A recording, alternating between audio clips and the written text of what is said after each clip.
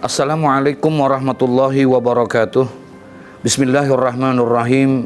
Alhamdulillahi rabbil alamin. Wassalatu wassalamu ala asrafil anbiya'i wal mursalin Sayyidina wa habibina wa safi'ina wa maulana Muhammadin wa ala alihi wa sahbihi ajma'in.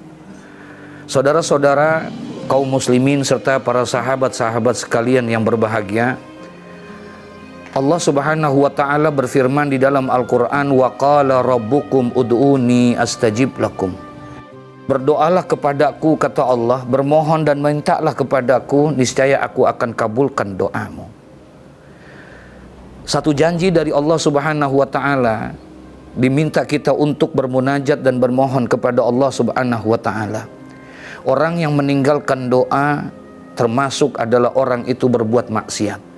Karena kata Nabi, tarkud doa maksiatun. Meninggalkan doa adalah perbuatan maksiat karena ada kesombongan di dalam dirinya. Di dalam perkara permasalahan doa, ada beberapa hal yang perlu kita perhatikan, saudara-saudara serta sahabat-sahabat sekalian yang berbahagia. Karena di dalam doa ini ada waktu yang mustajab dan ada tempat yang mustajab. Dan yang ketiga tentunya yang tidak juga kurang perlu kita perhatikan juga adalah tentang orang yang berdoa tersebut. Jadi orang yang berdoa, waktunya dan juga tempatnya. Ulama sepakat bahwa tempat yang mustajab itu tidak semua di seluruh penjuru dunia ini menjadi tempat yang mustajab. Sebahagian ulama mengatakan tempat yang mustajab itu adalah Mekah, Madinah dan juga Masjidil Aqsa di Palestina. Kemudian waktu yang mustajab di Indonesia, di tempat kita, di negara kita, di wilayah kita, di kota kita ini, kata sebahagian ulama tidak ada yang namanya tempat mustajab, tapi ada yang namanya waktu-waktu yang mustajab. Dan waktu yang mustajab itu banyak hadis-hadis yang mengatakan bainal adzan wal iqamah, antara azan dan iqamah. Kemudian bainal khutbatain, di antara dua khutbah Jumat. Bahkan juga ada di antara pada saat turunnya hujan, pada saat lagi datangnya itu waktu malam dan lain sebagainya. Ini waktu-waktu yang mustajab yang perlu kita manfaatkan untuk kita bermunajat kepada Allah agar doa kita bisa dikabulkan oleh Allah Subhanahu wa ta'ala. Tapi juga yang perlu kita perhatikan dan kita kita harus perhatikan dengan sebaik-baiknya, bukan hanya sekedar waktunya, bukan hanya sekedar tempatnya, tapi juga adalah orang yang berdoa itu. Adab di dalam berdoa tentunya juga kita harus perhatikan dengan sebaik-baiknya, saudara. Saudara-saudara kaum muslimin serta sahabat-sahabatku yang berbahagia, di dalam perkara ibadah bukan hanya sekedar kita bicara mencari syarat sah daripada ibadah tersebut, tapi juga ada adab, ada etika di dalam kita beribadah, ada di dalam kita beribadah. Maaf saudara, sholat saja misalnya, kalau hanya sekedar kita beribadah berpatokan kepada syarat sah sholat saja cukup, saudara. Yang sekedar salah satu di antara contoh misalnya syarat sah sholat itu adalah menutupi aurat, ya, boleh kita sah sholat kita kalau seandainya kita sembahyang hanya sekedar pakai celana pangsi misalnya dengan kaos, selesai. Karena sudah menutupi aurat, kalau bicara sah itu adalah sah. Tapi adab kita, etika kita, tata krama kita kepada Allah ketika kita berhadapan kepada Allah, ternyata itu dianggap tidak baik karena adab kita tidak ada kepada Allah. Begitu juga dengan doa, saudara. Allah maha mendengar, Allah maha menyaksikan, Allah maha melihat. Kita mau berdoa bagaimanapun saja Allah dengar, Allah lihat.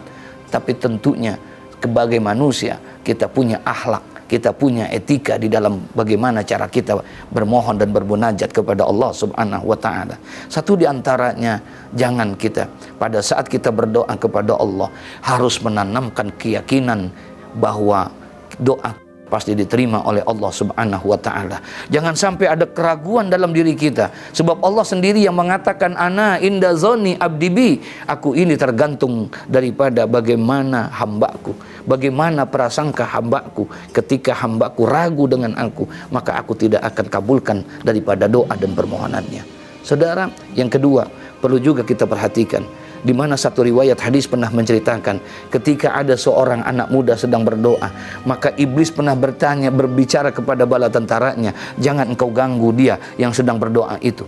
Pada saat dia berdoa, melaksanakan itu, jangan kau ganggu sekhusyuk-khusyuknya dia. Kenapa tidak diganggu? Percuma kita mengganggu dia. Walaupun dia menangis, walaupun dia khusyuk dalam doanya, tapi tidak diterima oleh Allah. Mereka bertanya, kenapa dia tidak diterima doanya? Karena makanan yang dia makan adalah makanan yang haram. Minuman yang dia minum adalah minuman yang haram. Pakaian yang dia pakai adalah pakaian yang haram. Satu saudara, selain kita yakin doa kita diterima oleh Allah Subhanahu wa ta'ala, tentunya yang perlu kita perhatikan juga adalah apa yang kita makan, apa yang kita minum, jangan sampai ada sesuatu yang haram di dalamnya. Innallaha thayyibun, Allah adalah baik, bersih, suci, dan Allah juga akan menerima yang suci. Demikian saudara-saudara sekalian yang berbahagia, mari kita bermohon, berdoa dan bermunajat kepada Allah dengan keyakinan bahwa doa akan dikabulkan oleh Allah Subhanahu wa ta'ala. Dan tentunya juga kita menjaga diri kita dari perkara-perkara yang diharamkan oleh Allah Subhanahu wa ta'ala. Allah janji, ud'uni astajib lakum, doalah kamu kepadaku, niscaya aku akan kabulkan doa itu, selama doa itu bukan untuk kejahatan, selama doa itu bukan untuk satu perbuatan memutuskan tali silaturahim dan lain sebagainya, maka selama itu pula doa itu akan dikabulkan oleh Allah Subhanahu wa ta'ala. Kita berdoa, mudah-mudahan negeri kita selalu diberikan keselamatan oleh Allah, diangkat wabah dan virus ini oleh Allah Subhanahu wa ta'ala, sehingga kita bisa melaksanakan ibadah kepada Allah dengan sebaik-baiknya, wabil khusus ibadah di bulan Ramadan. Demikian, assalamualaikum warahmatullahi wabarakatuh.